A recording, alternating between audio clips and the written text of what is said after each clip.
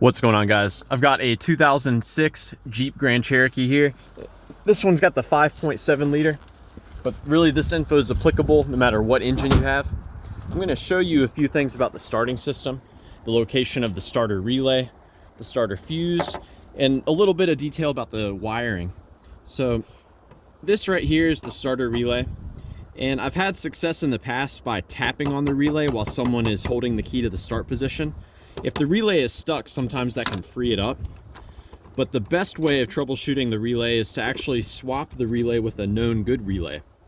So, for example, if your AC works, you can swap in your AC relay. Or there are more relays in this fuse box here. Maybe your horn relay would be a good candidate to swap in. All of these relays are interchangeable. And there are two fuses for you to check. The main fuse for the starter is going to be that 40 amp J case fuse. That is the fuse that provides power to the starter itself when the starter relay gets energized. And you can remove this fuse by grabbing it and wiggling it while you pull upward. So that's how you remove the fuse. And you can clearly look through it and see if it's blown. There's another fuse, this 20 amp fuse. This provides power to the powertrain control module. So don't overlook that one either. And you can see I've got these relays color-coded. These pins are color-coded. The red wire there is where the power comes in from that 40 amp J case fuse. So you should see constant power at that pin at all times. When that relay is energized, it takes the power from the fuse at this pin and it sends it into this pin. Now this pin will carry that power all the way to the starter for it to engage on a yellow-gray wire. So that wire goes to the starter. You can apply your own battery voltage power here, and the engine should crank if the battery is in good condition and the starter is working and the engine's not locked up. But I want to caution you not to do that unless you're sure that the car is in park. So you can try that as a troubleshooting step. Put power on this pin and see if your engine turns over.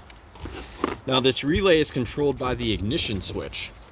When you turn the key to the start position, the ignition switch will send power to this pin right here. And you should see a ground coming in on this pin, and that ground is provided by the powertrain control module. So let's head inside and I'll show you exactly what wire on the ignition switch the signal to start is sent from.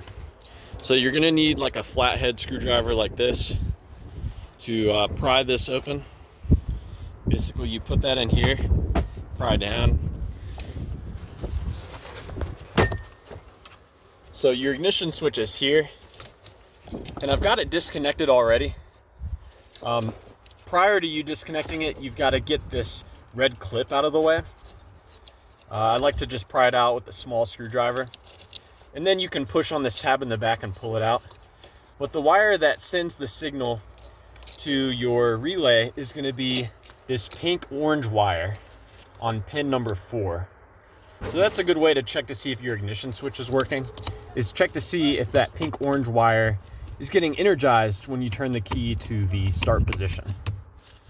So yeah, I hope this information has helped you guys. Please let me know if you have any questions, or more importantly, if you have any advice about troubleshooting the starter on your Jeep Grand Cherokee.